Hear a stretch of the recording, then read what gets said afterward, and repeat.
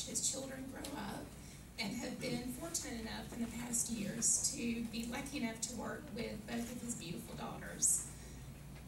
Mr. Miller was born on October 9th, 1942 at Lakeside Hospital. Actually, on his sister's 10th birthday. Wow, a birthday present, huh? He lived in Phoenix Springs with his parents, Curtis and Mary Catherine Miller. He was Christian by faith and a member of the First Presbyterian Church of Phoenix Springs. As a boy, he enjoyed singing and riding the horse that he had gotten as a reward for not playing football. In high school, he represented the Florida FFA at their national convention for 3 years in a row and sang at numerous events as a member of the Glee Club. He worked in the Sheriff's Department as a radio operator, as well as Eastside Grocery after school in the summer. He attended Florida State University from 1960 to 1964, where he served as student body secretary and was a member of Theta Chi fraternity. He graduated with a Bachelor of Arts degree in English and History. He then attended Stetson Law School from 1964 until 1967, where he served as vice president and president of the Student Bar Association. He was also a member of the International Legal Fraternity Phi Delta Phi and received his Juris Doctorate degree.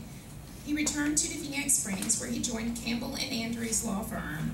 He later went into practice and served as county attorney for 32 years, as well as corporate attorney for Louisiana Pacific Corporation, Georgia Pacific Corporation, Regional Utilities, Harris Enterprises, as well as many others. It is difficult to sum up the life he lived in a few short minutes, but I'd like to share with you a story that was written by one of his colleagues, Jason Cobb. Jason wrote, "I first met George in 1997 as a green prosecutor fresh out of law school. I was overzealous and wanted to prosecute every misdemeanor case like a murder case. I had no concept of what it meant to negotiate a written plea. It was my way, the highway, or trial. That is until George Ralph taught me a valuable lesson. George Ralph was in my office one day attempting to negotiate a written plea to a lesser offense for one of his clients.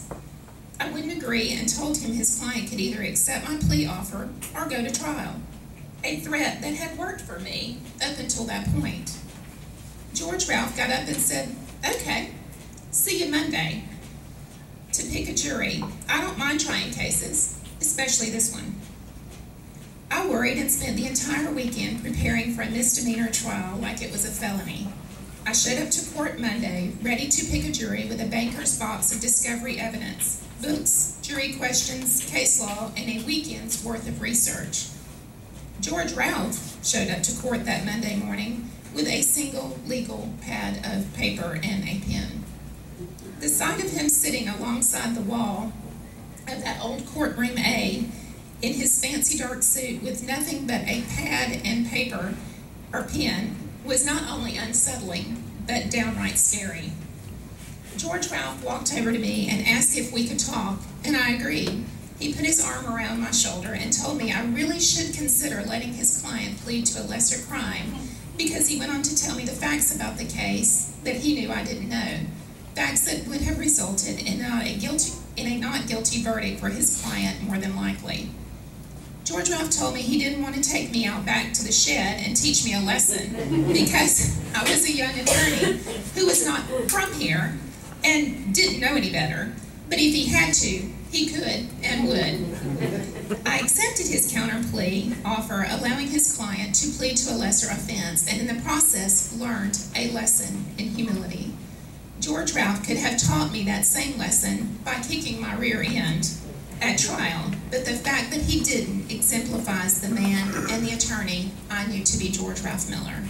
I learned a great deal about what it means to be a really good lawyer because I knew him. He was smart, smooth, charming, and good in the courtroom. He was kind, compassionate, and believed in treating others the way he wanted to be treated. He was loved as a father, husband, brother, grandfather, and friend, and as a colleague, he was esteemed, valued, and always respected. The only thing that ended with his death was his cancer and the suffering that it caused. He now lives free from pain of cancer, and his mind and giant intellect are intact. If anyone is seeking an attorney in heaven, one of the best just traveled home.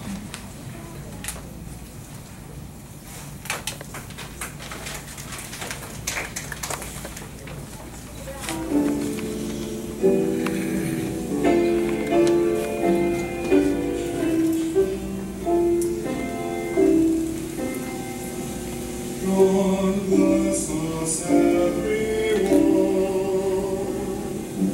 That's our Christmas prayer. God bless us everyone. Everyone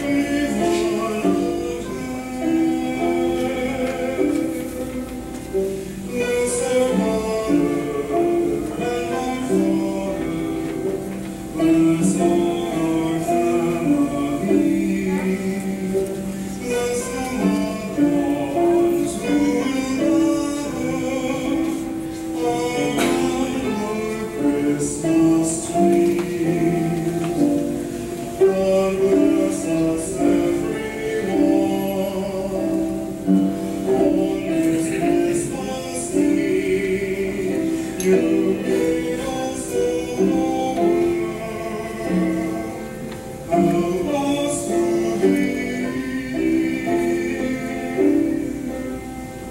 God bless us everyone. Hear us as we pray. God bless us everyone. So it's Christmas Day. Bless the strong ones and the weak ones, and bless the ones who try. Bless the hungry and the lonely, and God bless those who cry. God bless us everyone. Down from above, find all our empty hearts. Fill them with your love. God bless the snow that falls gently through the night, and keep us safe and warm till Christmas morning light. Bless the season and the reason we celebrate the birth of your Son, who is our Savior, who came to us on earth. God, come with us, teach us how to care. God bless us everyone.